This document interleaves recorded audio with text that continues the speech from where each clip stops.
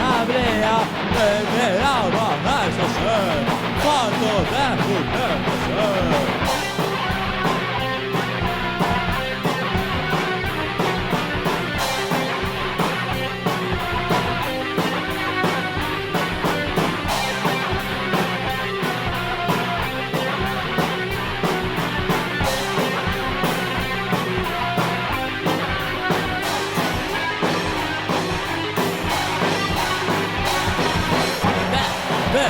Me quedaron, al fin y al cabo era mi hijo.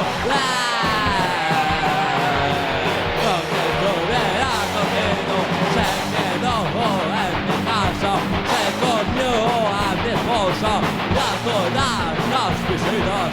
Y nunca fue al dentista, se esconde